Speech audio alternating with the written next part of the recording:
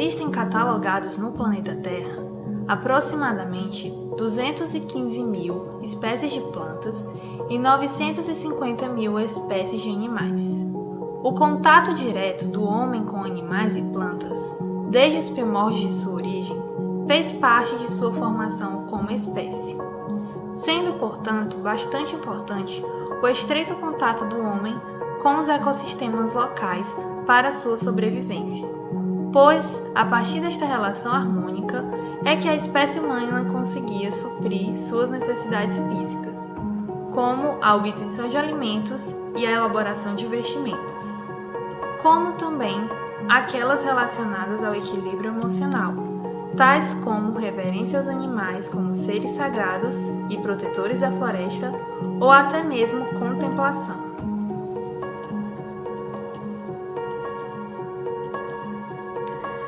Desde que o homem se tornou sedentário, há estimados 10 mil anos, começou a modificar o meio natural para o desenvolvimento da agricultura, e isso foi muito importante para a sua sobrevivência, pois tendo um controle de animais e plantas, pôde obter de maneira regular sua alimentação nos mais variados períodos do ano.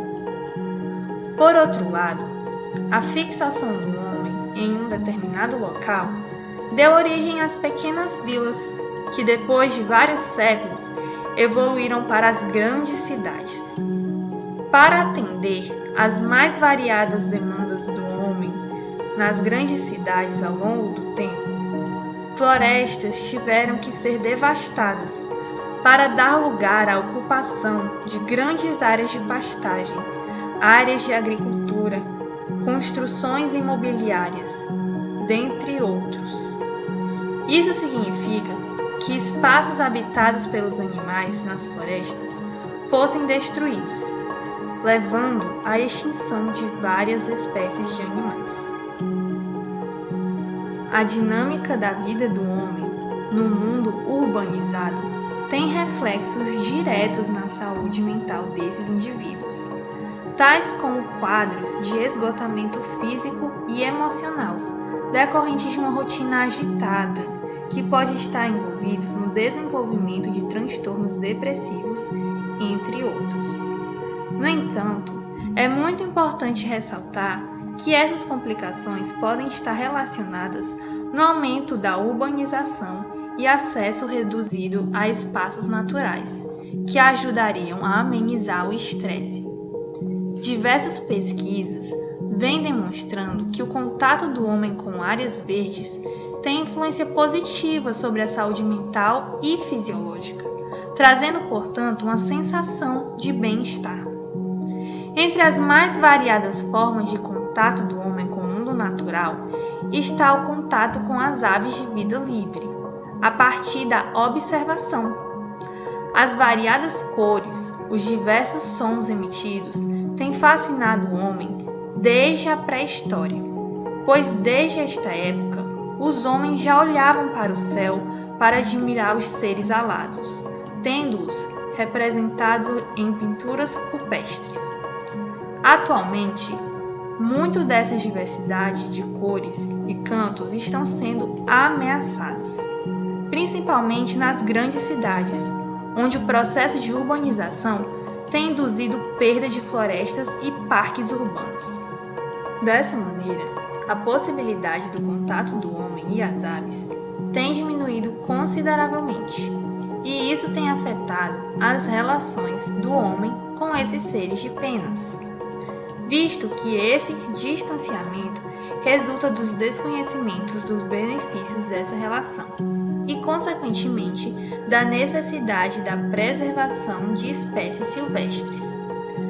Ademais, o desinteresse social por essas questões impede uma ampla e suficiente discussão envolvendo pontos importantes que possa alcançar efetivamente um grande número de pessoas. Entre esses pontos, um de grande importância chama-se criação de aves silvestres. No entanto, é importante ressaltar que ainda é desconhecido por muitos que, segundo a legislação ambiental brasileira, determinadas aves não podem ser criadas em gaiolas em ambiente doméstico. Entretanto, é comum ver em diversos lares brasileiros aves sendo criadas sem autorização, tais como sanhaçu, canário da terra, bigodinho, periquito do sertão, sabiá, entre outras variadas espécies que deveriam ser observadas apenas em liberdade nas matas ou nas cidades brasileiras.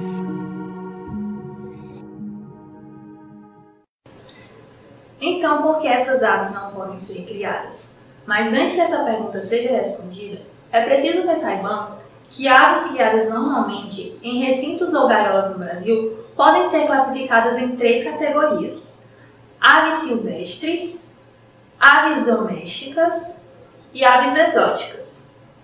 Embora essa denominação possa causar certas discordâncias, no vídeo que iremos apresentar, trataremos dessa forma, visto que o objetivo é refletir sobre certas questões relacionadas à legislação brasileira.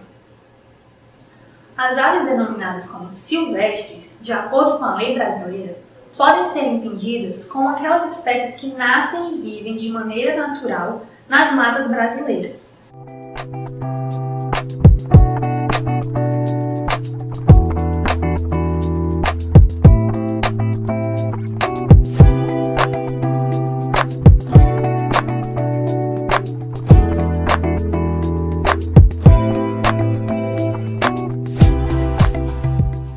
Neste contexto, também estão incluídas espécies que migram de outros países e, em algum momento da vida, utilizam o território brasileiro para viver, tais como os falcões peregrinos, que são oriundos da América do Norte, e entre outubro e abril é comum serem observados nos centros urbanos de diversas cidades brasileiras. Outro dos mais variados exemplos de aves silvestres é a sabiá laranjeira, ou o bem-te-vi, os quais podem ser encontrados nas ruas, parques urbanos e florestas de diversas partes do território nacional. Algumas espécies pertencem a regiões específicas do Brasil, como o periquito caraçude, que atualmente só pode ser encontrado nas florestas do estado do Ceará ou na Bahia. Outro dos mais variados exemplos é a gralha azul, que ocorre somente no sul do Brasil. Muitas dessas aves são retiradas do seu ambiente natural, colocadas em gaiolas ou outros recintos inadequados e transportadas para serem comercializadas ou criadas de forma ilegal, tanto no Brasil quanto no exterior. Durante esse transporte até o destino final, as más condições de instalação, alimentação e higiene resultam em mortalidade. Além do mais, muitas dessas aves possuem hábitos que dependem do seu ambiente natural para sobreviver e teriam mais dificuldade de se adaptar à condição de cativeiro.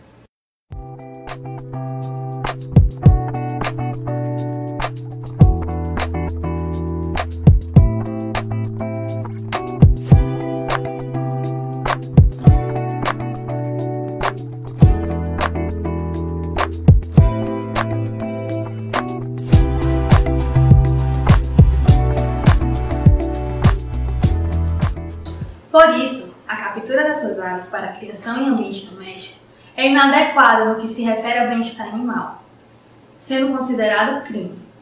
Entretanto, é importante saber que existem formas de criá-las permitidas por lei. É o caso das aves que nasceram em criadores autorizados pelo IBAMA e que, consequentemente, adquiriram uma ilha cadastrada, ou seja, um registro oficial. Sendo assim, retirar filhotes de ninhos naturais, uma prática infelizmente muito comum, é ilegal no Brasil. Dessa maneira, muitas dessas aves são mantidas nos lares brasileiros e o criador não tem noção da gravidade do caso. Apresentaremos a seguir algumas das aves comumente criadas ilegalmente no Brasil: galo campina, corrupião, azulão, jandaia, papagaio, abre e fecha, graúna, cancão, rolinha, asa branca, bigodinho e muitos outros.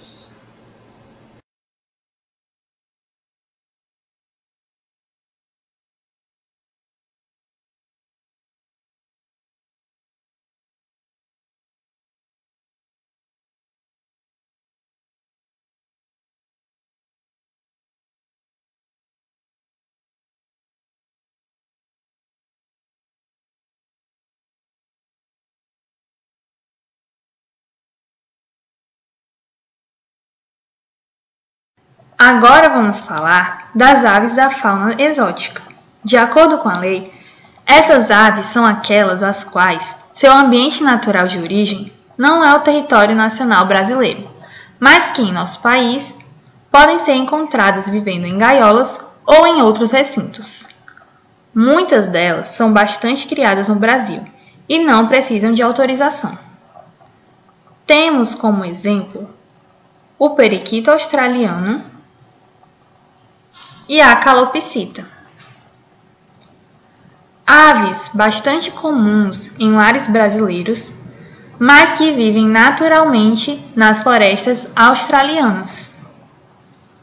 Outra ave originária da Austrália é o diamante gold, muito apreciado por criadores brasileiros por suas belas cores. Uma das aves exóticas mais criadas pelo brasileiro é o famoso canário belga. O Campeonato Brasileiro de Ornitologia, realizado em Itatiba, no estado de São Paulo, no ano de 2019, contou com mais de 20 mil canários inscritos, o que mostra a importância desse pássaro para os criadores brasileiros. Hoje, esse pássaro pode ser encontrado vivendo naturalmente nas Ilhas Canárias, Açores e Madeira. Então, como foi dito anteriormente, diamante gold, canário belga, periquito australiano e calopsita são aves exóticas que podem ser criadas sem autorização. Entretanto, é importante saber que entre as aves exóticas existe um grupo que necessitam de autorização para serem criadas. Como exemplo, as cacatuas e lores. E da mesma forma que as aves silvestres brasileiras, a criação sem registro é ilegal.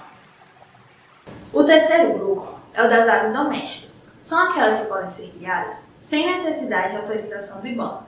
Mas antes de apresentar quais seriam essas aves, vamos falar um pouco sobre por que alguns animais são denominados domésticos.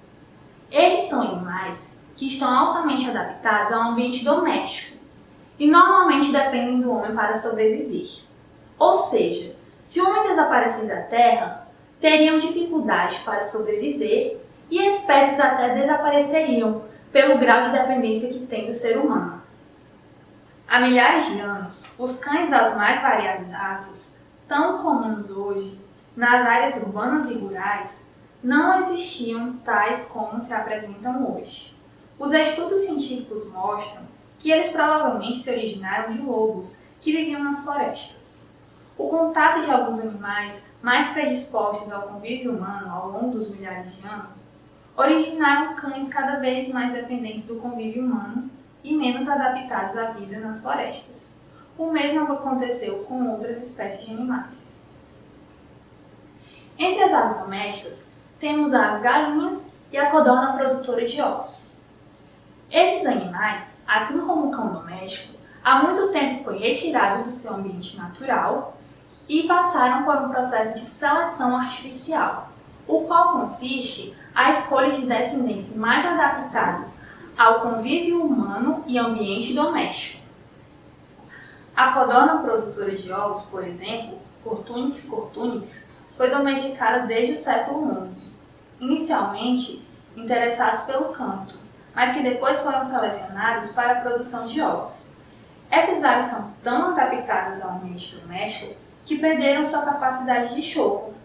E se soltas na natureza, seriam alvos fáceis de predadores e sofreriam para sobreviver livremente nas florestas. Além das galinhas e das codornas, alguns exemplos de aves domésticas é o pato doméstico, o peru e o capote, também conhecido como galinha da Angola. Criar aves é uma atividade comum entre os brasileiros, seja as domésticas, as exóticas e até mesmo as silvestres. Em cada localidade do país, provavelmente iremos encontrá-las, seja em gaiolas, recintos maiores ou menores, em condições adequadas ou inadequadas, de forma legal ou ilegal, seja nas grandes metrópoles ou seja nos recantos mais bucólicos do interior. O grande problema da criação de aves no Brasil é quando ocorre de forma ilegal. Não há equívocos em possuir aves para atividade de lazer, tal como ocorre com os criadores de diamante gold, canário belga, periquito australiano e calopsitas, visto que pela lei é uma atividade permitida, sem necessidade de justificativa perante os órgãos oficiais para a criação. O erro ocorre quando aves da fauna silvestre, como o galo-campina ou o periquito do sertão, são retiradas da natureza, seja dos seus ninhos ou capturados com alçapão, para serem criados em ambientes domésticos. Essa retirada da natureza pode desencadear alguns problemas, como a ameaça da extinção de uma espécie. Um exemplo é o que ocorreu com o periquito cara-suja no Ceará. A retirada de indivíduos de ninhos foi um dos motivos que quase os fizeram desaparecer de seu ambiente natural.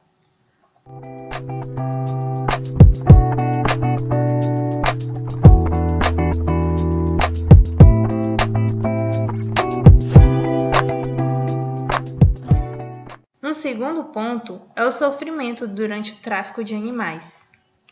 Ao serem capturados na natureza, esses animais podem ser destinados a feiras livres próximas de seus ambientes ou para outros países.